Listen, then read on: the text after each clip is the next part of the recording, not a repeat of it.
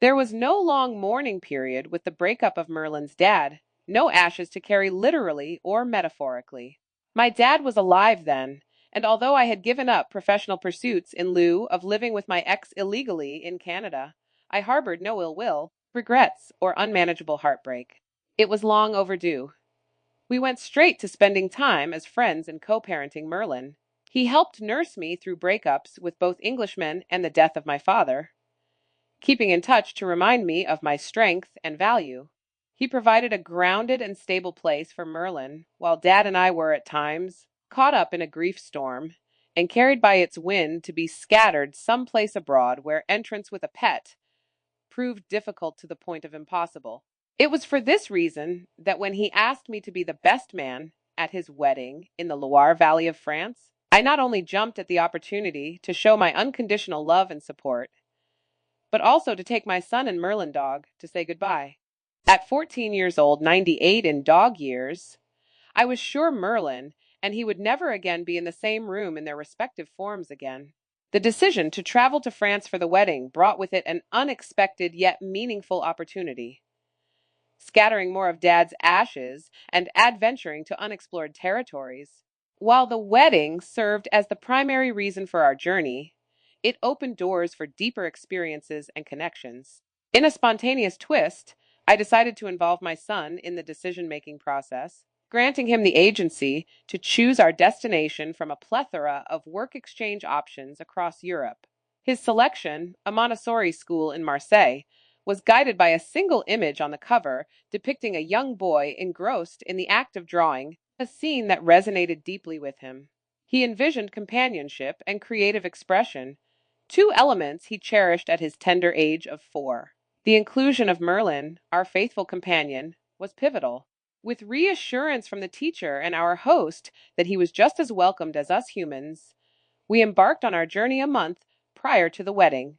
This early departure allowed us ample time to immerse ourselves in the Montessori environment and vibe of the Côte d'Azur, enriching our understanding of education and fostering new connections and culture within the community.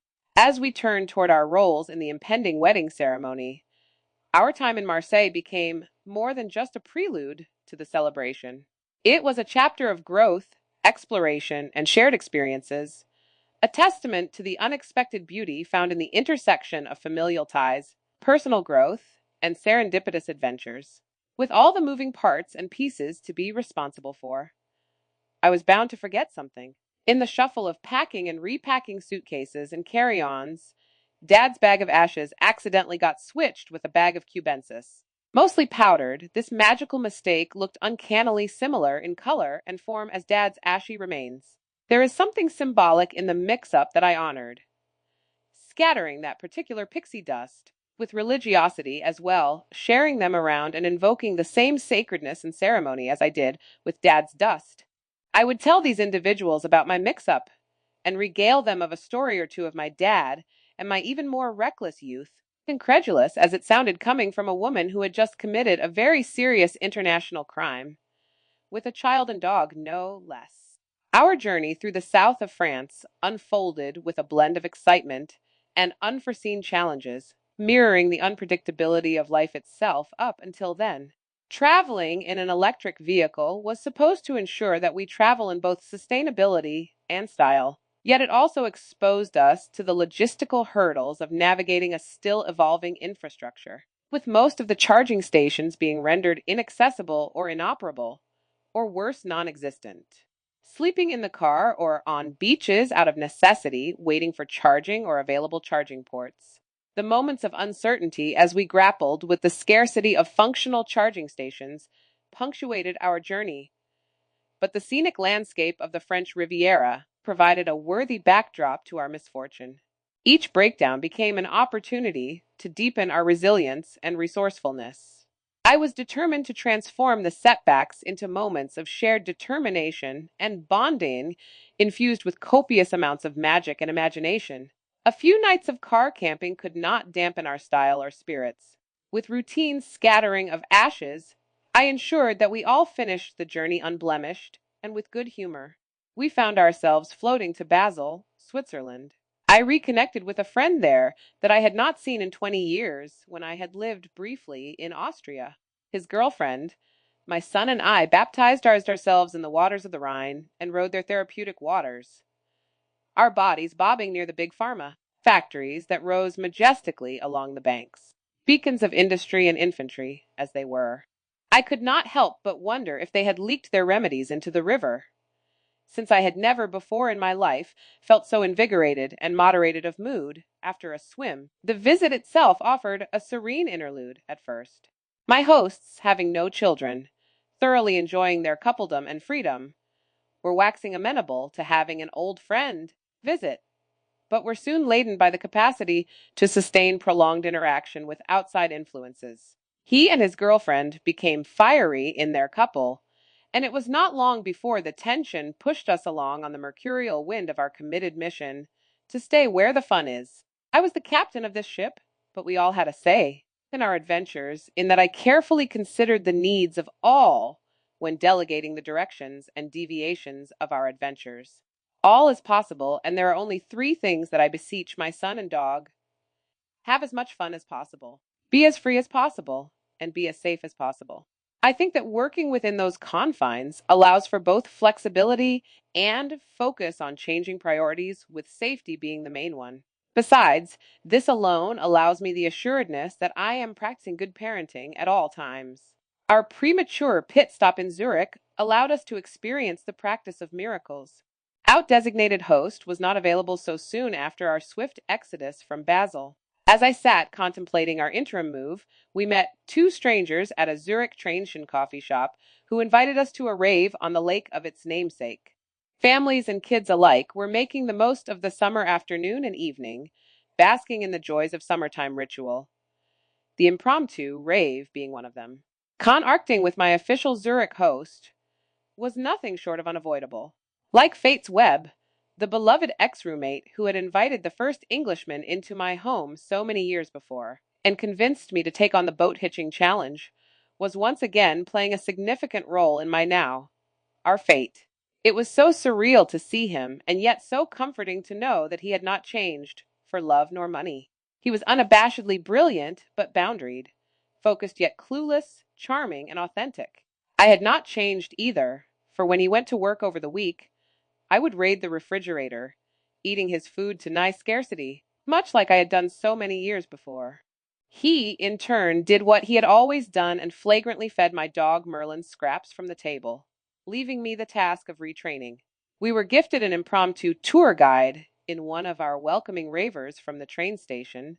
He and I were swift in our friendship and met often over the week, sharing laughs and philosophy. His benevolence extended to an invite to his parents' house, a sanctuary replete with what I felt is comforting Christian iconography. It resurrected in me the genesis of my exploration, our side of the wedding, and my place in it. This experience left an indelible impression, confusing our journey with a sense of spiritual curiosity, as well as giving me a new family whose hearts and hearths we now call home. In fact, it all seemed so familiar to me, and as I lay under the stars in the back garden with my bag of ashes, I could have sworn I had died there before, or lived there before. I am still unsure as to their mutual exclusivity or inclusive mortality in this regard. It might have had something to do with the fact that up until then, I had almost forgotten I could be othered for being black, having been surrounded by so much urban culture and metropolitan mentality. This tiny town tucked away near the Black Forest did not see a lot of color by way of individuals, and it showed in their inquisitive stares. My feeling of having died in that back garden, in some past life, might have actually been the juxtaposition between the raw completeness I felt in the calm stillness of safe company and rural nature, and the imposed feeling of lack and otherness placed on my by the even more rural-minded locals. Still, it is not a feeling that taints the memory, nor deters me from a future expected return. Meanwhile, in the heart of the Loire Valley, my child and old dog were greeted with esteem and grace as we were hosted at the home of the in-laws of my friend. Once amidst boar-infested forests and an overflowing of wine and love from close friends and family. The wedding was globally represented, but by a worldwide melange of different cultures, united for the divinely ordained and already consecrated marriage of my now friend and his wife. Their love and devotion to each other evident within the cultural differences, not despite them. In accepting me to be the best man in the wedding, the maternal Ghanaian family invited me to be both a trusted support system to my ex, as well as to be a safe challenge their cultural norms and programming. It was the first time I had seen my ex's family in years, and we took up where we left off. His mother and I, sharing easy conversation and light-hearted laughter, were effervescently encouraged by continuous glasses of champagne and deep personal truths, laments and hopes whispered in the smoky exhales of endless cigarettes. We had no way of knowing at the time that those long nights would be our last. And to this day, I wish I had laughed just a little bit louder, bebopping the bustling beatnik streets of Berlin. We were enveloped in the city's eclectic energy, immersing ourselves in its vibrant arts scene and embracing the bohemian spirit that permeated its many neighborhoods. It was not my first rodeo roaming the streets of Berlin, and she anointed me with the sacred secretion of a passing bird as acknowledgment of my acceptance back into her bountiful bosom. Though my pre-parent engagement with the city consisted mostly of nightclubs and spatties, I was delighted that Berlin held just as much diversion during the daylight hours. Locals were congenial and curious about our motley crew, and Merlin got more caresses from the passing palms of strangers there than anywhere else on our travels. Our return journey through Geneva marked a poignant moment of transition as we welcomed a new dog to the fold. It was an exercise in passed down parenting for me, or like allomaternal responsibility for my son. I put him in charge of our older, slow moving, and more predictable Merlin dog, and I took to carrying the new 3-month-old Labrador retriever, a gift from the wedding, delivered to us in Geneva.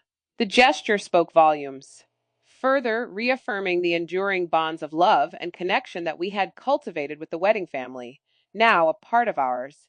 I also felt that it held a kind of poetry in that Merlin would help indoctrinate the new pup into our tribe, ensuring that his legacy lived on long after his passing.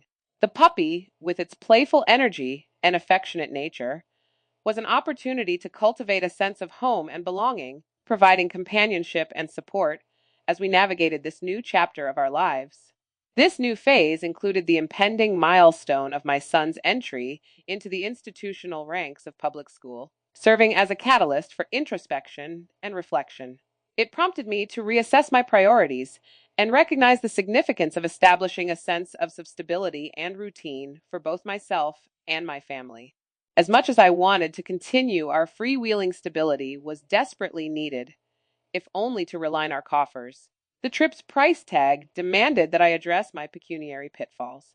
The many years of unpaid back child support from my child's father was not an excuse for the ditch of debt I was floating belly up in, although the many travels also represented a vow to enjoy life with my son in spite of this.